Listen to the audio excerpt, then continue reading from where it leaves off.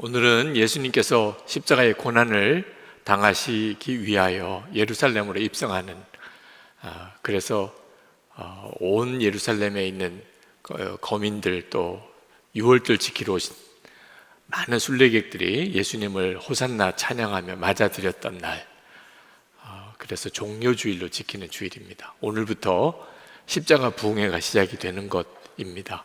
1년 중에 가장 영적으로 은혜가 충만한 때가 이 종려주일부터 다음 주일 부활주일까지입니다.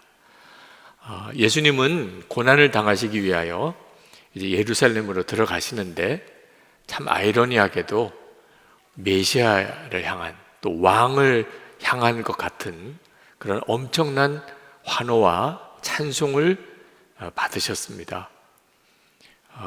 사람들은 종려나무 가지를 꺾어서 예수님이 가는 길에 카페처럼 길에 깔고, 어린아이들은 종려나무 가지를 흔들면서 그들이 노래하고 찬양하기를, 호산나, 주님의 이름으로 오시는 이에게 복이 있기를, 이스라엘의 왕에게 복이 있기를, 그러면서 소리치며 환호하고 찬양했습니다.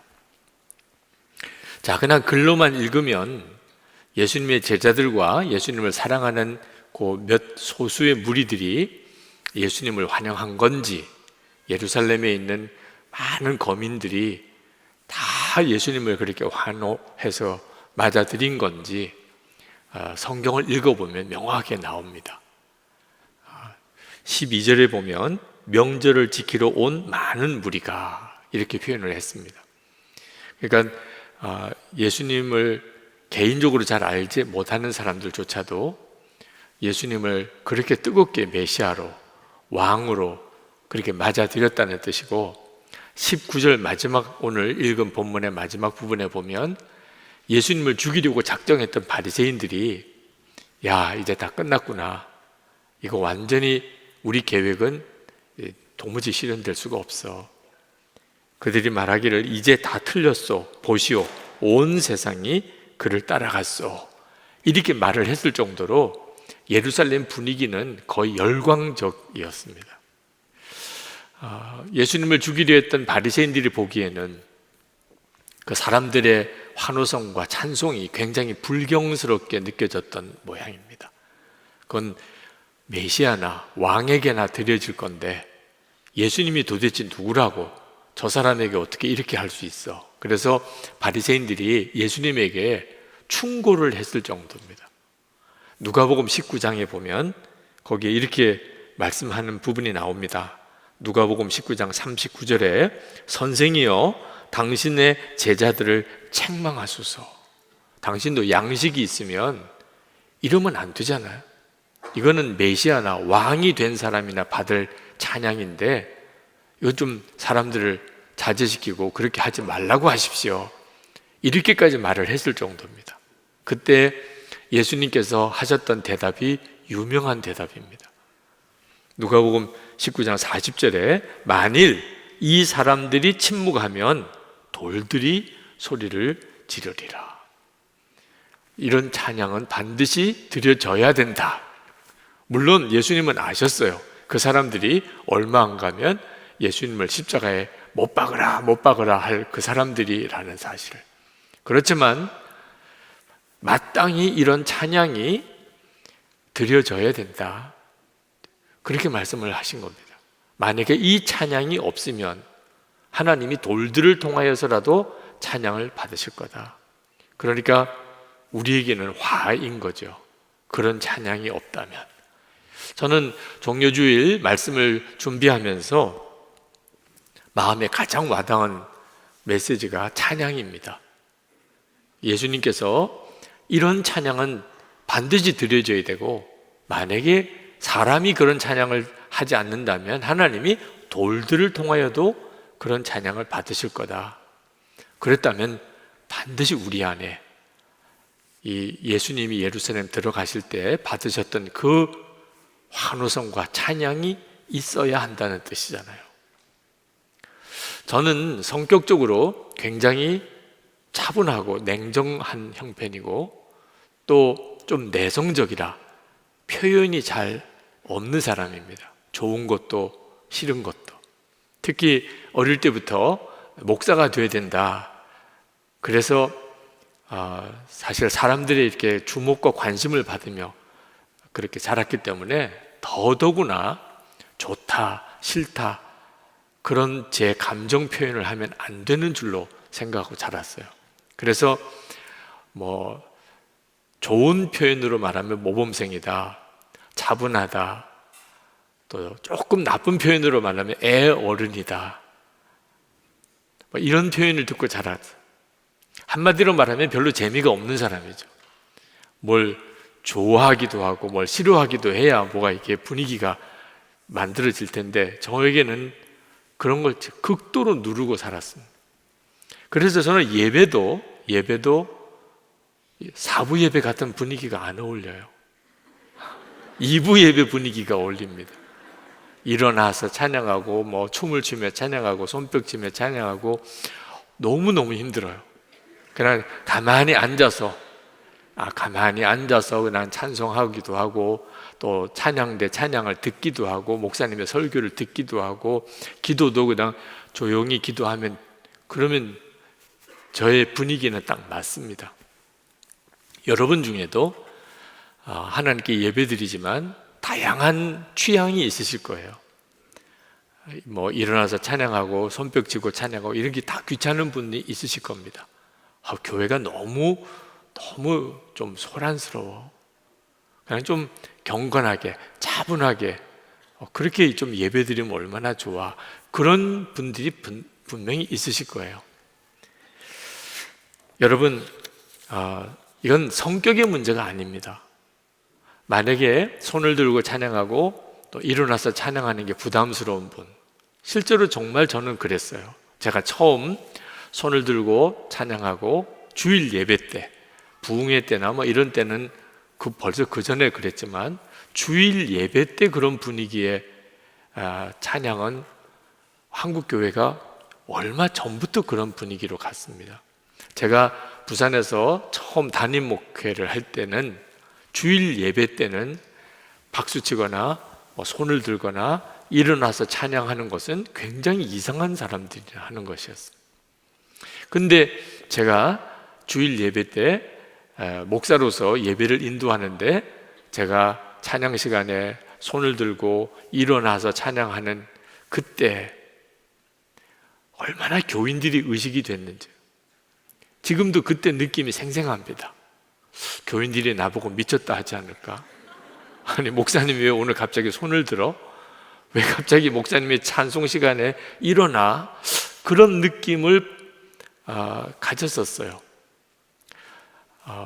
여러분 중에도 아마 그런 분이 있으실 겁니다. 쉽지 않은 일이에요. 이 예배 분위기를 바꾸는 거, 찬양 분위기를 바꾸는 거. 근데 한번 생각해 보셔야 됩니다. 여러분이 국가대항 축구 시합 때, 뭐 골이 들어갔을 때, 우리 한국이 이겼을 때, 그때 여러분 어떻게 반응하세요? 요즘 벚꽃 구경들 하시던데, 이게 벚꽃이 쫙 피어 있는 곳에 가서 여러분은 어떤 반응이세요? 또는 아주 반가운 사람, 정말 사랑하는 사람, 오랜만에 만난 그런 사람을 딱 만났을 때 여러분은 어떻게 반응하세요? 그런 때도 그냥 가만히 앉아 있는 분은 인정해 드려요. 그분은 그렇게 예배를 열광적으로 드린다. 그렇게 좋아도 그분은 가만히 앉아 있는 분이라면.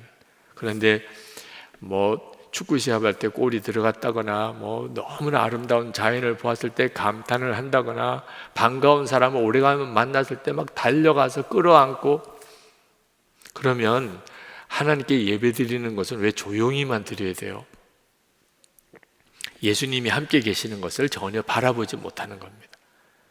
그냥 목사의 설교를 듣는 거고 그냥 찬양을 듣는 거, 대표 기도자의 기도를 듣는 거지 실제로 주님을 만난 예배를 드리지 않기 때문에 그렇게 되는 거예요. 예수님께서 예루살렘에 들어가는 그날은 사실은 굉장히 살벌한 상황이었습니다. 뭐 제사장들과 그리고 바리새인들은 예수님을 귀신 들렸다, 하나님을 모독했다, 그래서 죽이려고 이미 작정을 다 해놓은 상태입니다. 유대인들도 다 알고 있었어요. 예수님이 군사를 이끌고 말을 타고 그렇게 입성을 했으면 모르겠는데 예수님은 어린 나귀를 타고 예루살렘에 들어오는 모습이었어요. 전혀 무슨 왕이나 메시아의 풍모가 아닙니다. 그런데도 예루살렘에 있는 사람들이 열광적으로 예수님을 환호하고 찬양을 했던 거예요. 이유는 하나입니다. 예수님이 행하신 놀라운 기적들에 대하여 들었기 때문이에요. 특히 얼마 전에 나사로가 죽었는데 그 나사로를 다시 살리셨다, 이 소문이 쫙 퍼졌습니다. 그때 당시에 유대교는 하나님을 믿는다고 그러고 하나님에 대해서 말은 많이 했지만 하나님이 살아 역사하시는 것을 전혀 보여주지 못했어요. 완전히 죽은 종교죠. 그런데 예수님을 통하여 하나님만이 하실 수 있는 역사들을 사람들이 본 거예요.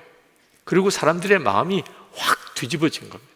하나님은 살아계시고 지금도 우리와 함께 계시는구나, 저분이 메시아구나, 이런 마음이 예루살렘에 확 퍼져 있었어요. 그러니까 예수님이 오신다는 이야기를 들으니까 이제는 세상이 뒤집어지는 거라고 생각을 한 겁니다. 그래서 예수님을 그렇게 열광적으로 환영하고 또 찬양을 했던 거예요. 그런데 우리가 여기서 꼭 기억해야 될 것은 예수님이 행하신 기적을 보고 예수님이 메시아구나 이렇게 생각하고 찬양하는 이 찬양은 한계가 있다는 겁니다. 그들이 이제 한 주간도 못 돼요. 오늘이 종려주일이면 금요일에 예수님 십자가에 못 박아 죽습니다. 요 한 주간 동안에 사람이 그렇게 뒤집어지는 거예요.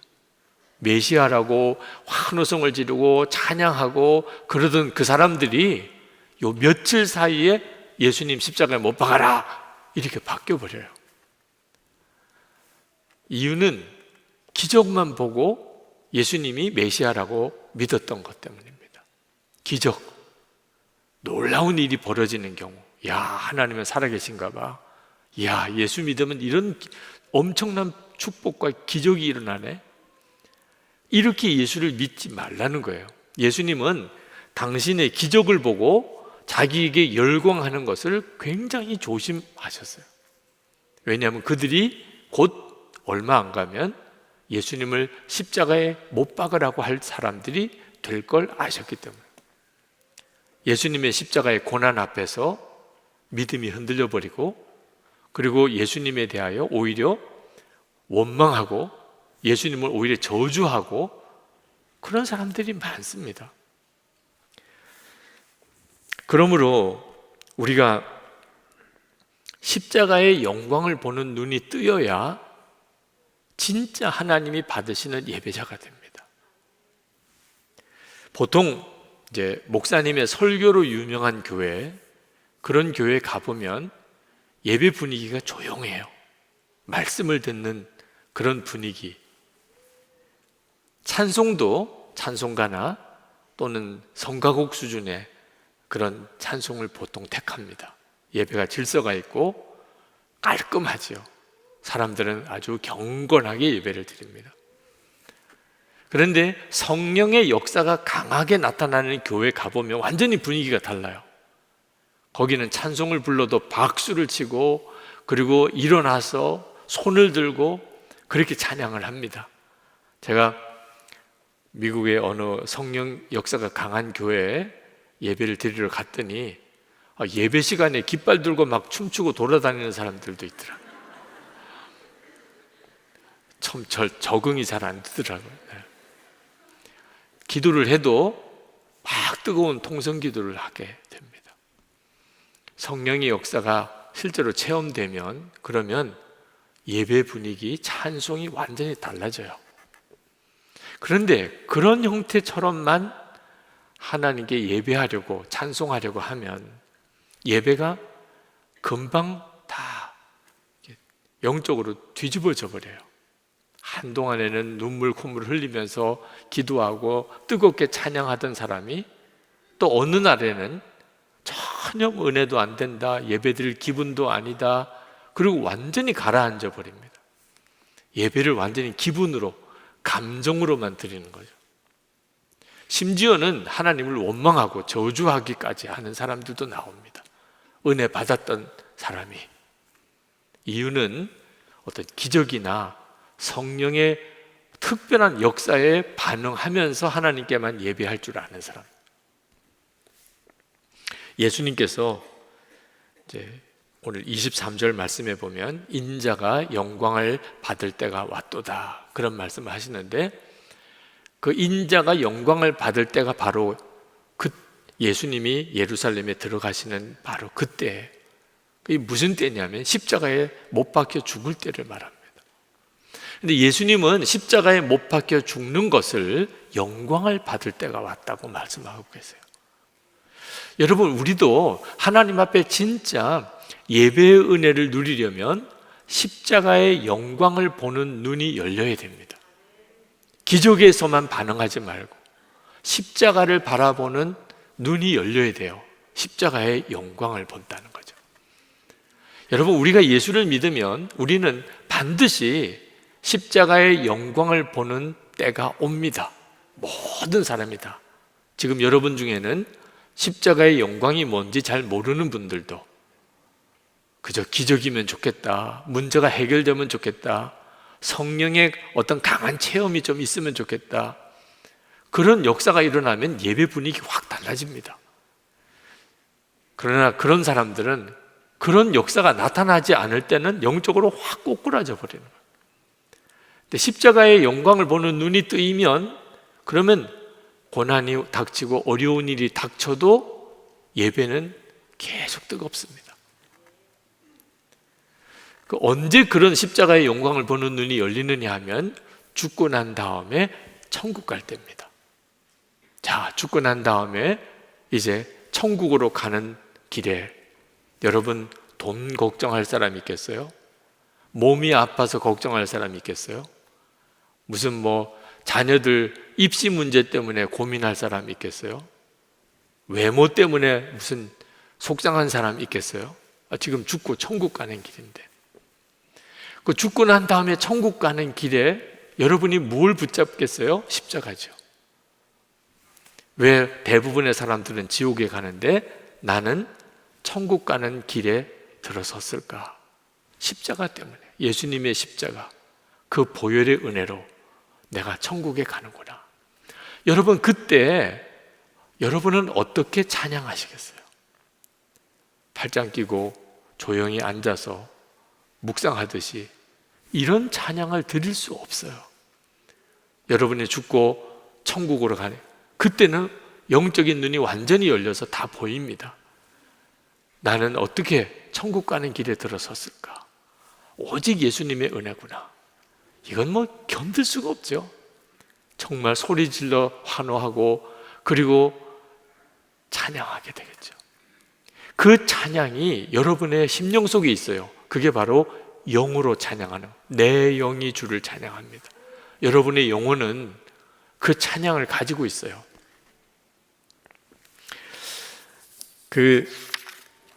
여러분의 실제로 삶 속에서 하나님께서 이미 여러분 안에 주신 이 뜨거운 찬양의 역사가 요한계시록에 기록이 되어 있습니다. 요한계시록 7장 9절에서 12절에 보면 그 하늘에서 드려지는 예배 모습이 나옵니다. 셀 수 없는 큰 무리가 흰 옷을 입고 손에 종려가지를 들고 보좌 앞과 어린 양 앞에 서서 큰 소리로 외쳐 보좌 앞에 엎드려 얼굴을 대고 하나님께 경배하여. 그 천상에서 하나님께 드려지는 예배 모습이 이런 모습입니다. 다들 일어서서 흰 옷을 입고 종려가지를 흔들고, 그리고 우리 주님 앞에 얼굴을 땅에 엎드리고. 얼마나 예배가 동적입니까? 그죠? 지금처럼 이렇게 앉아서 예배 드리는 분위기와는 완전히 다릅니다. 근데 이 분위기가 바로 종려주일에 예수님이 예루살렘 들어갈 때 그때 그 분위기였던 거예요. 그러니까 우리 하나님은 우리가 이렇게 예배하기를 원하세요. 여러분, 진짜 죽고 난 다음에 천국 가는 그 길에 여러분은 틀림없이 사업에 실패했던 것에 대하여 막 오히려 감사하게 될 거예요. 왜? 그것 때문에 예수를 믿게 됐거든요. 병들어서 중병으로 고생했던 것 때문에 하나님께 막 감사할 거예요. 왜? 그것 때문에 여러분이 영적으로 더 살았고 주님만 바라보았고 세상 의지하고 세상 소망 두고 살지 않게 되었기 때문에. 그때 여러분 돈 떼먹고 도망간 사람 더 이상 원망하는 마음 없을 거예요.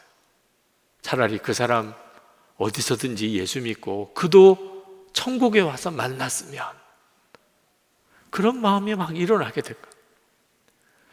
여러분, 주님의 십자가를 바라보는 눈이 열리고 진짜 예배가 터진 사람은 삶이 완전히 달라져 버립니다.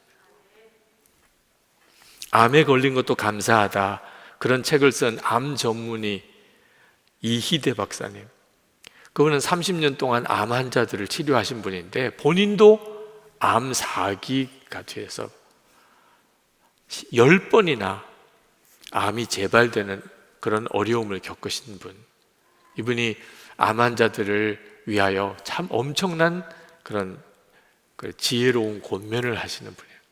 근데 이분이 암을 이기는 법에 대해서 쭉 설명을 하는 중에 이런 주목할 만한 부분이 있더라고요.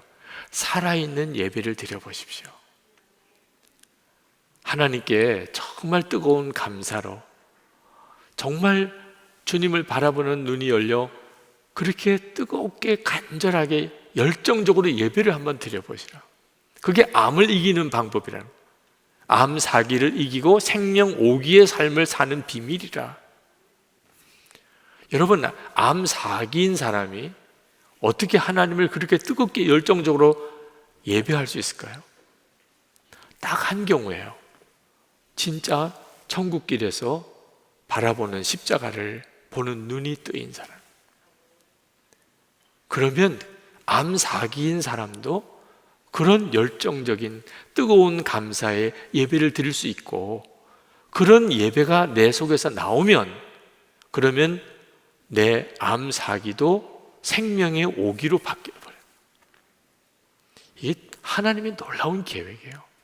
우리가 기적과 세상 성공만 바라보고 하나님을 찬양하려고 하기 때문에 예배가 무거운 짐처럼 느껴지는 거예요.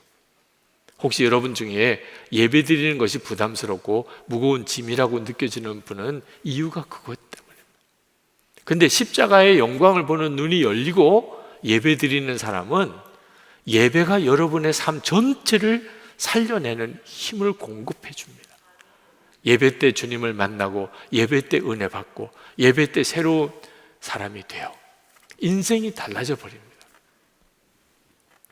그런데 우리가 죽고 난 다음에서야 천국 가는 길에 들어서는 게 아니라는 점이에요.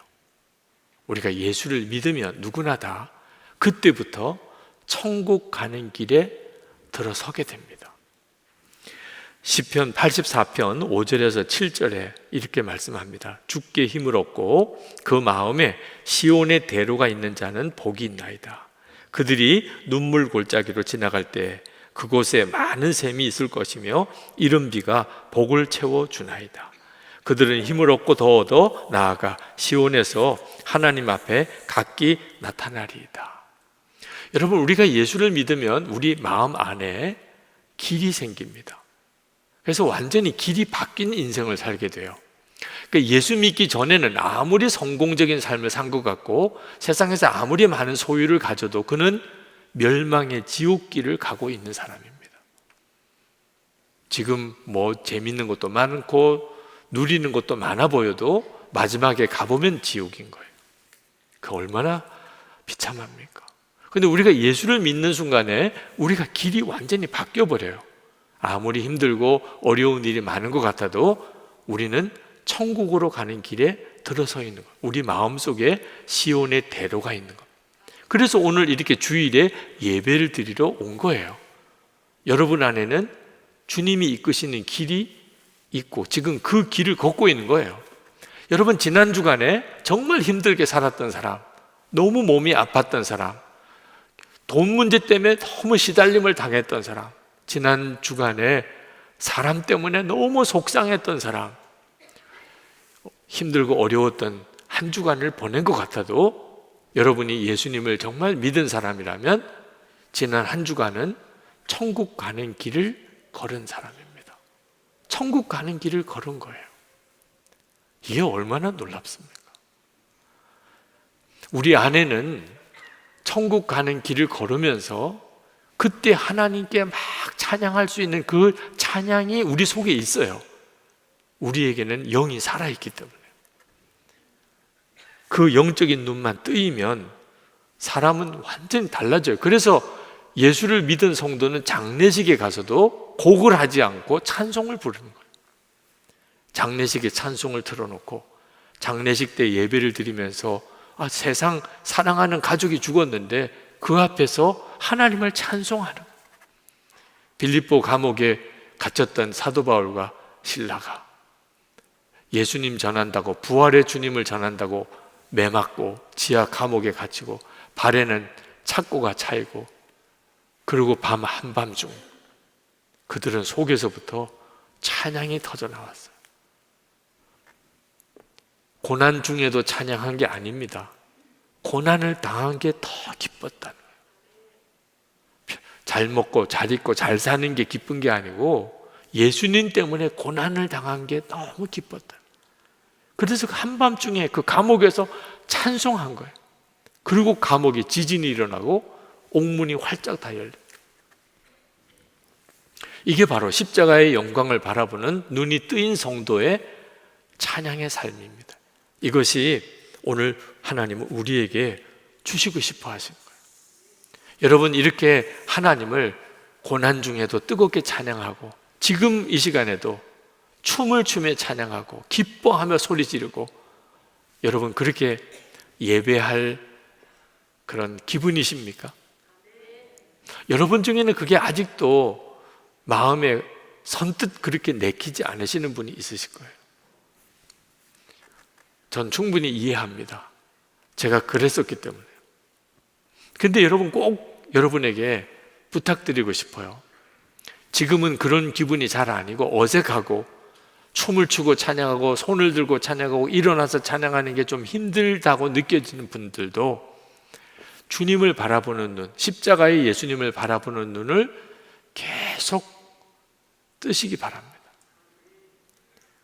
그러면 바뀌어요. 제가 처음 손을 들고 주일 예배 때 찬양하게 됐을 때, 제가 처음 일어나서 하나님 앞에 찬양하게 됐을 때, 그때 생각이 납니다. 사람들이 지켜볼 텐데, 교인들이 날 뭐라 그럴까? 그때 그런 생각이 제 속에서 계속 저를 힘들게 했어요. 근데 제 마음에 예배는 하나님께 드리는 거예요. 지금 내가 예배 드릴 때 그 예배를 주님이 받으시고 계셔. 이 사실을 진짜 믿기로 작정한 날이에요. 그날 나는 목사로서 예배를 이끌어 가는 게 아니고 지금 나는 교인들과 함께 주님 앞에 예배를 드리려고. 그 생각을 하니까 찬송을 하는데 막 손을 들고 싶은 거예요. 주님 앞에 손을 들고 찬송을 하고 싶은 거예요. 그리고 가만히 앉아 있는 게 너무 불편하더라고요. 어떻게 주님 앞에 이렇게 내가 찬양을 하는데 이렇게 앉아서 찬양할 수 있겠어요? 일어나야지. 아니, 반가운 사람이 누가 와도, 아주 내가 존경하는 분이 누가 와도 벌떡 일어나게 되는데, 내가 지금 주님 앞에 진짜 예배하는 게 맞다면 일어나야지. 근데 뒤통수에는 교인들이 보고 있다는 게 느껴져요. 그래도 주님을 내가 진짜 바라보고 예배를 해야 된다고 결단했기 때문에 일어났어요. 그리고 정말 마음의 심령에 놀라운 자유함이, 뭐라고 말해도 좋아. 사실 이제 그 문제 때문에 교회에 나중에 큰 난리가 벌어집니다. 뭐 장로님들 사이에도 싸움이 생기고 그래서 한동안 큰 곤욕도 치르기도 하고, 그래 3개월 동안 다시 또 다 옛날, 저도 조용히 앉아서 그냥 예배하는 그런 시간을 가지기도 했지만 결국 하나님이 그렇게 일어나서 예배하는 것에 대해서 온 교인들이 다 받아들이는 계기를 만들어 주기도 하셨죠. 단 하나 때문이었어요. 진짜 주님 앞에 예배하느냐, 내 예배를 지금 주님이 받으시냐. 그렇다면 이렇게 가만히 앉아서만 있을 수는 없잖아. 이제 그랬던 것 때문에. 그리고 제가 24시간 주님을 바라보려고 그러고 매일 일기를 쓰면서 제 안에 예배 드릴 때마다 엄청난 변화들이 있어요. 지금도 그래요. 정말 어떤 때는 정말 막 통곡을 하고 싶을 때도 있어요. 제 가슴 속이 막 부글부글 끓는 소리 지르면서 주를 부르고 막 춤을 추고 싶기도 해요. 저는 한 번도 춤이라는 춤을 춰본 적이 없어요. 그러면 안 된다고 그렇게 생각을 하고 살았기 때문에. 그런데 막춤이라는 게 있다고 그러더라고요. 네. 춤을 안 배워도 상관이 없어요. 그냥 있는 그대로 손발을 그냥 움직이면 되는 춤도 있다고 그러더라고요. 그렇게라도 해서 하나님 앞에 이 기쁨을 표현하고 싶은 마음이. 그런데 제가 설교자잖아요. 또 예배를 인도해야 되니까 절제해야 돼. 내가 너무 막 나가면 이거 정말 수습이 안 돼. 예배도 끝날 때가 오면 끝나줘야 되니까 다음번 예배도 드리잖아요. 그러나 하나님이 언젠가는 그 문을 이렇게 확 여실 날이 올 거다, 이런 생각도 합니다. 주님을 의식하게 되니까 내 성격이나 그동안에 내가 어떻게 살아온 배경은 아무 상관이 없더라. 오늘 이 시간에도 여러분 종려주일입니다. 이제 고난주간 십자가 부흥회 때 우리가 십자가의 영광을 보는 눈이 점점 더 열리게 될 거예요. 매일매일 월요일, 화요일, 수요일 지나가면서. 오늘 이 시간에 우리가 하나님 앞에 내가 올바른 예배와 찬양을 드리고 있나, 주님을 의식해 보세요. 지금 여러분의 예배를 받으신 분은 주님이세요. 여러분은 지금 목사의 설교를 듣는 게 아니고 주님 앞에 와 있어요. 주님께 어떻게 찬양하시겠어요? 여러분 주님 앞에 어떻게 예배하시겠어요? 그냥 거기에 반응해 보세요. 주님, 전 주님 앞에 일어서고 싶습니다. 전 주님 앞에 손을 들고 싶어요. 전 주님 앞에 정말 소리를 높여 노래를 하고 싶습니다. 주님, 저는 그냥 할 수 있는 게 춤밖에 없어요. 저는 춤을 추고 싶어요. 우리가 이렇게 하나님께 찬양하면 우리가 삽니다. 내 영이 살고 마음이 확 뒤집어집니다. 내 삶이 완전히 달리 보입니다. 내가 지금 천국 가는 길을 걷고 있는 거구나, 정말 알게 됩니다. 예배가 나를 살려요. 제대로 된 예배를 드리는 일이 중요합니다.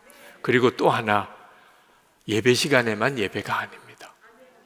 여러분의 일상의 모든 삶 속에 여러분이 지금처럼 주님을 바라보고 주님께 반응하는 삶을 살아보세요. 여러분의 삶 전체가 예배가 되고 여러분의 삶 속에 하나님의 역사와 영광이 나타나요. 하나님만 영광 받으시는 게 아닙니다.